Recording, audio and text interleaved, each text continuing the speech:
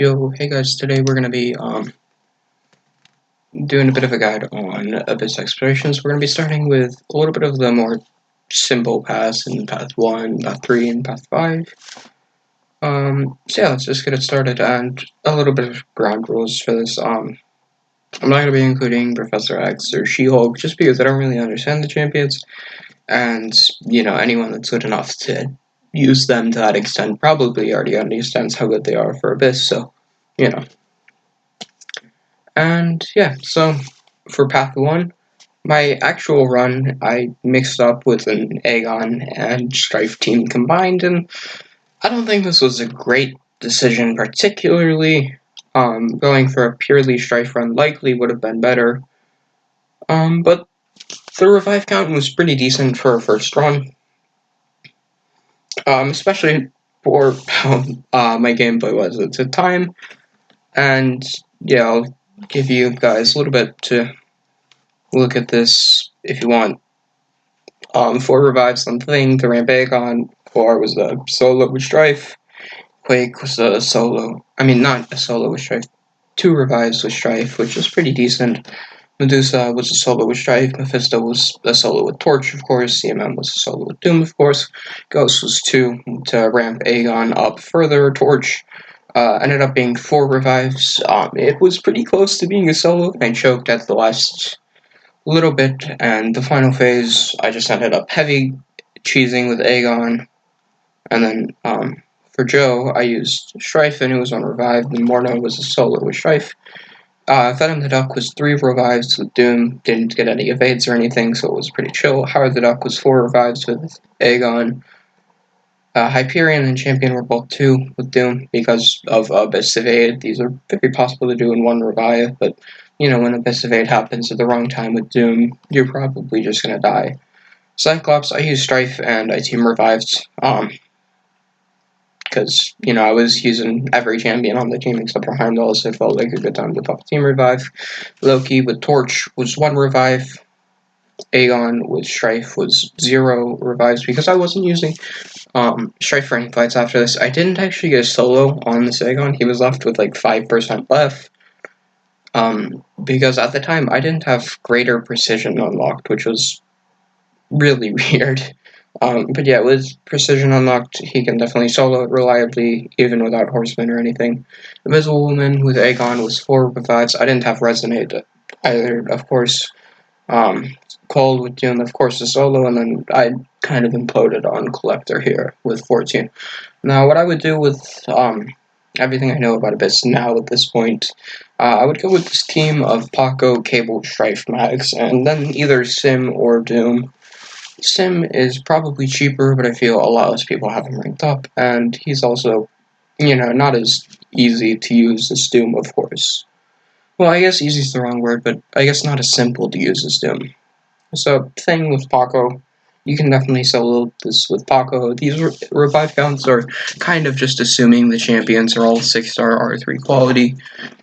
If you have a 5-star R5 or 6-star R2, it's going to work perfectly fine, except for, I might mention certain fights where you really don't want that, but yeah, so it'll work fine. And, so for thing, I recommend using Paco, and you can definitely solo this. There's a bunch of videos of a solo of this fight, especially with the Strife synergy. If you guys need any references, I'm sure you can find a bunch of this fight on YouTube. Or I would recommend giving your horseman to Strife here, because you're not going to need Paco for any more fights on this path. And then you're going to get a solo, and then, yeah, Quake with Strife. I think a solo is technically possible here, but you would have to get really good crit RNG to not let Quake continue to build her aftershock charges, or whatever those are. And, when they stack up too high, you're just gonna die, so the solo is technically possible. It's more than likely going to be 1, maybe 2 if you mess up pretty badly, or you don't have horsemen or whatever. Medusa with Strife, a pretty easy solo, but, pretty easy solo. The main thing I recommend here is just making sure that the Furies are removed before you throw your L2, or you have 20 charges, but do the unstoppable here. You're not going to have 20 charges and being unblockable the whole time. because it takes 2 charges to remove that unstoppable, so that's going to remove your unblockable for a good duration of this fight. Mephisto with Strife, I believe MSD has a video of this fight. You just kind of win the damage race fairly comfortably. A 5-star can do this, but a 6-star Strife definitely helps a lot here, and I would definitely recommend healing for this fight as well. CMM with Doom or Sim, and easy solo, of course. Ghost with Mags. Again, another fight I would recommend healing on if you end up failing to get the solo. And yeah, I recommend practicing heavy countering her L1 and L2 just to keep refreshing those armor breaks. This fight is mostly about refreshing your armor break off your L2 and just going for L3s. And Iron Man Infinity Warp, it's a similar sort of deal. One thing I would like to mention for this fight, if you're at low health and you're kind of worried about him about to enter that, 15% phase, just quit out, full to heal. Because if you get in a bad situation at that last 15%, the fight is going to be really painful. So I would recommend just making sure you're on a decent amount of health for the last 15% and you've got your armor break and everything's going good. And if not, just quit out and try and get in a good position for that. Joe with Strife, this really depends on his buff RNG. If he keeps getting power gains and you have to keep throwing L3s to remove his power gains, probably 2 revives. If he lets you just throw a bunch of L2s here, you can definitely do 1 revive, or maybe even a solo. Really just depends on his buff RNG and everything. Mordo with Strife, this is, with Horseman, a really reliable solo, because the Horseman, it allows you to go fully unblockable, and that is just massive for this Mordo fight, because anytime you can just go ahead and throw a medium into his block and remove his power gain, so he's never really going to get to an L3. And it makes it a pretty reliable solo. And then Venom the Duck with Doom or Sim, with Doom it's just normal cycle, keeping those staggers up just in case he gets a regen, you want to make sure it gets staggered. And with Sim it's a cheese, where you just throw special 3 and then bait special 1, throw special 3, bait special 1, repeat. Of course, if you have enough Mystic Dispersion, Howard the Duck with Mags, either 1 revive or 2 revives, really just depends how this fight goes for you with AI, and if you mess up, I think solo is technically possible here as well, but it requires some RNG on being able to reverse that regen. And then Hyperion with Doom or Sim, it's basically 1 or 2 revives with either of them. With Doom, it kind of just depends on how the Abyss Evade is treating you, and same for Champion, really. Cyclops with Strife for Cable, the main reason, it's not just go for Cable for sure, is because if you don't have Suicides on, which, if you want to turn on Suicides for this kind of 4 run of fights, Suicides are good for the Cyclops through Invisible Woman fights. I would recommend using Cable for those 3 fights, where you have the option of using Strife or Cable. If Suicides are off for you, I would definitely recommend using Strife for all of them. And yeah, there's not much complicated bits in this fight, but the difference between those 2 is really just whether or not you want to run Suicides for them. Cold with Doom or Sam, easy solo again, and then Collector with Strife. This fight is an interesting one. I know a lot of people brought up the sweetest solos, and you don't really need sweetest skills to be able to get a reasonably good run with Strife. Strife is an excellent Collector counter, even outside of that. And just as pure damage, and the unstoppable counter is the main thing you want to keep up, and just make sure you're keeping up enough charges for the unstoppable counter at the last, 40% or so. I mean, the last 25% or so, where he starts getting unstoppable a lot. And that's why the Cable synergy is so important for this fight, is because if you mess up before that, and you just get into a bad position with the unstoppable, it can go very, very poorly, but the Cable synergy kind of avoids that ever happening, so it's a really nice safety net. And yeah, that's kind of all my thoughts on Path 3 with this team, really. And now we go to Path 3. And yeah, as you can see my run, I have this in bold. Should have brought Cable Synergy for Collector instead of Wax. And this is why I mentioned that for that. Because it really just made this Collector go completely horribly after it got out of hand. And yeah, for this fight, you can see my revive counts. A lot of these fights really aren't super interesting, so I believe I talked about a lot of them in the first little bit, but for the fights I want to talk about for this run are this Luke Cage fight with Strife. I used 5 revives on my first run, not necessarily a horrible run, but this was mostly a fault of me messing up the ramp up repeatedly because it is really hard to get Strife ramped up on this fight. So I think that's something to keep in mind, especially without Horsemen. It's going to be very hard. And yeah, if you can get Horsemen, it will help ramp up for this fight a lot. And I may make a video sometime on how to ramp up for this fight and just do something like that. So keep an eye out if I ever make a video like that. And then the other fight I want to talk about is Red Skull with Mags. I kind of did the strategy poor for this first time, and I ended up using 4 attempts with Strife. 4 attempts with Magneto, I mean. The thing that went wrong is I never went for an L2 to get the armor breaks. If you can keep that armor break up, you're going to increase the damage you deal by so much, and it makes it possible to do Red Skull with 1 revive with Magneto. I believe on a later path, one of my best attempts on this fight was getting 50% off with a lot of partial dexes on his L2, and keeping that armor break up for most of the fight, not the full fight. So that's something I would definitely recommend for this fight in particular. And yeah. And then this, Karnak, I didn't have a Karnak counter, I didn't have anyone that could really chain heavies for this fight, so this was a little bit painful. Kind of just throwing all 5 champions twice, and it eventually got it down. The team revive, and then, as I mentioned, I exploded on this Strife versus Collector because I didn't have that Cable's energy. The first 75% of this fight was perfectly fine, and then that last 25% just went horribly wrong because I did not have the Cable's energy, and I messed up going into that. So now, what I would do with my knowledge now, I would recommend a team of Paco, Strife, Cable, Doom or Sim. Again, kind of optional here, but I would definitely recommend Doom over Sim here, just due to this Bishop fight. But if you don't have a Doom, Sim works perfectly fine as well. And what you will have to do is just use Cable for this Bishop, which is a 3 revive fight of just, pure damage and all. It's a little bit long and a little bit painful, but it will work perfectly fine. But it won't actually save you very many revives to use Sim over Doom here, because 3 to 5 here with Doom will be made up for on this Bishop with Cable, just basically guaranteed. So let's talk about this with Darkhawk with Mags. Obviously, it's the first fight, so you can just restart until you get a solo. Luke Cage with Strife.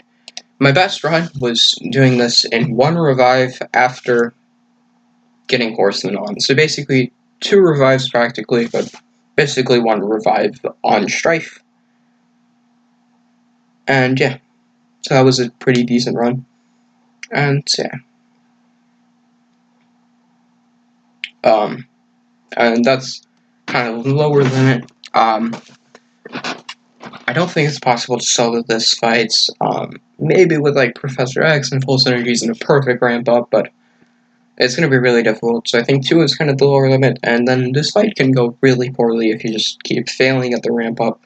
And my Strife being such a high sig definitely helped me ramp here, because if I got clipped from failing to intercept or remove the unblockable or anything, then the invisible from the SIG helped me a lot. And another thing to mention is it's really nice to keep the concussion up for the first set of warfare charges, because that'll let you block unblockable and you're going to remove the unstoppable. And the second set, the concussion didn't stop him from hitting me during the unblockable for whatever reason. But yeah. Then Omen Logan with Mags, pretty easy solo. And then Havoc with Paco. I want to talk about this. So in the first set of charges, what's it called? the concussion will turn off a lot of these plasma charges, and with willpower healing in the first set, you're going to be healing constantly throughout the fight, even with all that plasma. And what you want to do is just get to that L3 with a concussion as quickly as you can. Just get the L2 off and then an L3 off. And your first revive here, where you don't have 4 charges yet because it's your first time fighting the mutant, it's going to be a lot more painful. But after you revive and get to that 4 charge point, I'm pretty sure he can finish the fight with that. And in the second set of charges, you just have to make sure that your debuffs are up permanently and you are never throwing heavy attacks, because that will bleed and get plasma charges back on you.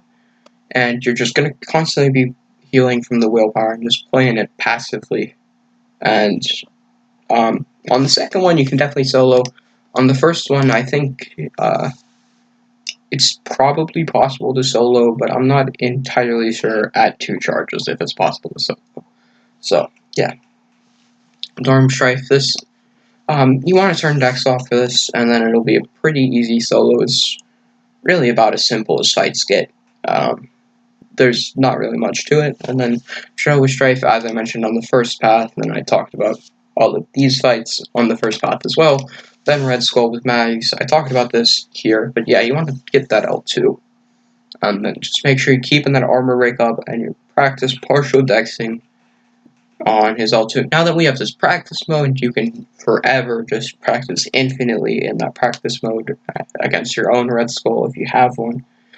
So take that opportunity before you go into the fight to just go into practice mode, practice dex in those L2s. And then Bishop with Doom, easy solo as everyone knows, and then Korg with Strife. You can also use Paco here if you prefer. I prefer Strife because he glances, and I kind of suck at dexing Korg's L1. So being able to glance out and not get stun chained on all those L1s was nice. But if you're better, Korg might be a simpler thing because he doesn't have to worry about the Purify. And yeah.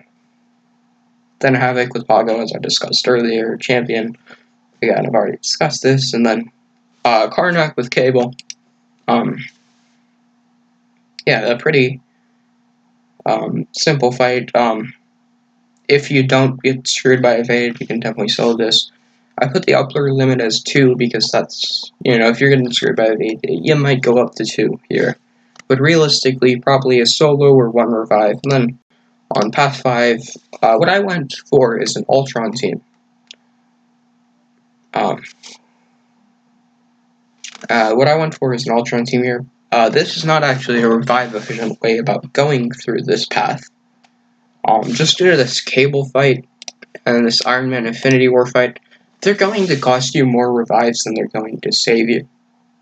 It is really just what's going to happen here. Albeit it was a pretty fun team, and I don't really regret it. I just had fun with the team. So yeah. That's just a little bit of a disclaimer. Kabam are likely to fix this Ultron bug. So yeah. And now what I would do, if I was trying to be a revive efficient, I don't really regret going for the Ultron thing, just because it was a pretty fun run, and I just wanted to have fun with it. But yeah, what I would go for now is this team of Paco, Cable, Strife, Mags, and Doom. This is kind of the same team for all 3 of these paths, really. It really is just an absolutely fantastic team for this in general. And yeah. So this is what I would go for. Iron Man Infinity War with Mags, so I already talked about this. If Invisible Woman with Cable, I think Bureauman has a video of this. I would definitely recommend turning on Suicides for this run of 3 fights, really, because they're going to help a lot on Gulk and Cable, and on Gulk and Invisible Woman. And I recommend ramping Strife and making him an Horseman on this Gladiator Hulk, just because you don't really want to be ramping Strife on Yellow Jacket if you're planning to use him, or on Mordo if you're... Because on Mordo, it just exasperates how bad the AI can be when the fight is like almost twice as long if you're ramping. So it's just really, really annoying to do that, and I think it's definitely worth the revive to go ahead and just get him ramped on Gulk. Maybe not exactly efficient, but it's probably worth it. And then Cable, it's just getting in heavies and baiting special ones, and then Yellow Jacket, I think Munash has a video on this fight with Magneto. It's a really, really slow and painful fight, and with Strife, I ended up using Strife, I think on Path 4, I used Strife for a good bit of this Yellow Jacket, and he was able to get off 50% on a good run. So it's going to be like 1 or 2 revives with Strife. You got a full heal, and same with Mags. You can solo, probably going to be 1 or 2 revives with Mags. And if you're using Mags, I would recommend turning on Deep Wounds for sure. Then Mordo and Mephisto, I've already talked about these, so I'm going to skip that. And then Thor. This fight, you want to go unblockable and just stay unblockable for the full fight so you can just constantly refresh the shocks. It is quite hard to refresh the shocks on this Thor sometimes, and just pay attention to his power gain. Trying to mix in heavies after his 1 heavy will help you a lot with being able to get ults used and still remain in control of the power gain. Aegon and Strife already discussed this. This is a solo with Strife. It's a pretty simple fight, but just kind of long because of the regen, but Strife very easily solos it with the shocks and red number. And what I recommend doing here is kind of ramping Paco here, just throwing it at him. When Sinister is at say 1% health, just finish with Paco, and then that'll get him ramped, and then you want to do the thing with Paco to get him ramped further. And this is for this Sims Up fight, and that's a great transition to this. And for this Sims Up, the main advantage Paco has here is he really does not crit a lot, and during the first phase, the concussions will shut off Sims Up phase and a lot of the power gain, which just makes this a really, really simple and easy fight. If you've got an R3 Paco, he can definitely do it in 1 revive. With an R2, probably 2 as the best. And yeah, Paco just does excellently here. I recommend turning off precision, and then Paco will barely ever crit. I think when I did this on, I think it was Path 4, I think I had 3 crits throughout my entire set of charges for the whole fight. And that's just ridiculous, so I think Paco is fantastic here. Probably the most reliable option for this Sims Up. And yeah, for Massacre, turn on suicides for this fight, first of all. It's a very slow and painful fight. I don't know why suicides scale so well for this fight. Normally with Strife, suicides scale horribly because of all the attack boost he gets from his persistent charges. But for this fight, they just scaled really well. Not really sure what's going on there. But yeah, on a good run, I got a 33% with Strife. And this really just depends on 2 things: how well you play and how well you play, and if the AI wants to play along. It's a really skill-based fight. I think with perfect gameplay, 2 or 3 revives is possible. I can't really set an upper limit because it really just depends how good you are at this fight. Mega and Medusa with Strife have already discussed this. Cable with Mags, there are some videos of this. 3 and 4 revives is fairly reliable. Just keep in mind he kind of has a high ground function when you crit. And yeah, that can be a little bit painful. I definitely recommend healing up here. And turning on 3 out of 3 Pacify for his L3 so the bleeds won't get you back. And you'll be able to get off a pretty good bit of damage, and turn on Despair, of course, to reverse his healing if he ever gets healing. And yeah, that's going to be all for this video on the first set of paths, sort of the simpler paths, and I'll do Path 2 and Path 4 in a separate video, so I have more time to discuss kind of the intricacies of those paths. And yeah, see you guys later.